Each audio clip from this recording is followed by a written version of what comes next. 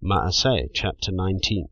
And it came to be, while Apollos was at Corinth, that Shaul, having passed through the upper parts, came to Ephesus, and having found some taught ones, he said to them, Did you receive the set-apart Spirit when you believed?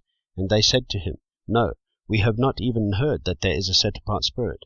And he said to them, Into what then were you immersed? And they said, Into Yochanan's immersion. And Shaul said, Yochanan indeed immersed with an immersion of repentance, saying to the people that they should believe in the one who is coming after him, that is, in Messiah Yahushua. And when they heard this, they were immersed into the name of the Master Yahushua. And when Shaul had laid hands on them, the set-apart Spirit came upon them, and they were speaking in tongues and prophesying, and all the men were about 12. And having gone into the congregation, he spoke boldly for 3 months, reasoning and persuading concerning the reign of Elohim. But when some were hardened, and did not believe, speaking evil of the way before the crowd, he withdrew from them and separated the taught ones, reasoning daily in the school of Tyrannos. And this took place for 2 years, so that all who dwelt in Asia heard the word of the Master Yahushua, both Yehudim and Greeks. And Elohim worked unusual miracles through the hands of Shaul, so that even handkerchiefs or aprons were brought from his body to the sick, and the diseases left them, and the wicked spirits went out of them. But certain roving Yehudi exorcists took it upon themselves to call the name of the Master Yahushua over those who had wicked spirits, saying, We exorcise you by Yahushua whom Shaul proclaims. And there were 7 sons of a certain skewer, a Yehudi chief priest, who were doing this. And the wicked spirits answering said, Yahushua I know, and Shaul I know, but who are you?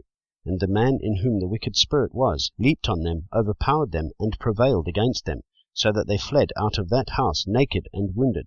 And this became known to all, both Yehudim and Greeks dwelling in Ephesus, and fear fell on them all, and the name of the Master Yahushua was made great. And many who had believed came confessing and declaring their deeds. And many of those who had practiced magic brought their books together, burning them before all. And they reckoned up the value of them, and found it to be 50,000 pieces of silver.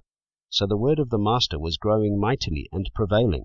Now when these matters had been completed, Shaul purposed in the Spirit, when he had passed through Macedonia and Achaia, to go to Jerusalem, saying, After I have been there, I have to see Rome too. And having sent into Macedonia 2 of those assisting him, Timotheus and Erastus, he himself remained in Asia for a time. And about that time there came to be a great commotion about the way. For a certain man, named Demetrius, a silversmith, who made silver shrines of Artemis, provided no little business to the craftsmen, who, having called them together with the workers of similar trade, said, Men, you know that our wealth is from this business, and you see and hear that not only at Ephesus, but throughout almost all Asia, this Shaul has persuaded and turned away a large number, saying that they are not mighty ones which are made with hands.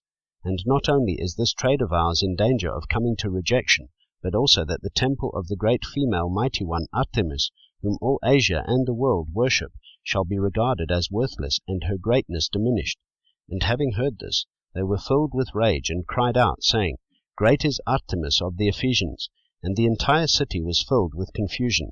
And they rushed with one mind into the theatre, having seized Gaius and Aristarchus, Macedonians, Shaul's fellow travellers. And Shaul, intending to go in among the mob, the taught ones did not allow him. And some of the officials of Asia, being his friends, sent to him, begging him not to risk himself into the theatre. Then others indeed shouted this, and others that, for the assembly was confused, and most of them did not know why they had come together. And some of the crowd instructed Alexander, the Yehudim, putting him forward.